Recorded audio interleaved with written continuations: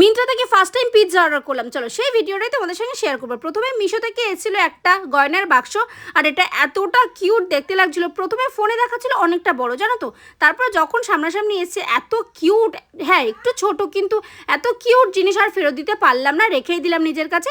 মিন্ত্রা থেকে এসেছিলো দুটো পার্সেল, সেটা হচ্ছে একটা আমার সিম্পল ফেস ওয়াশ। আমার যেহেতু সেন্সিটিভ স্কিনের জন্য এই সিম্পল ফেস ওয়াশটা কিন্তু অনেক সুন্দর, যাদের সেন্সিটিভ স্কিন এটা অনায়াসে ইউজ করতে পারো।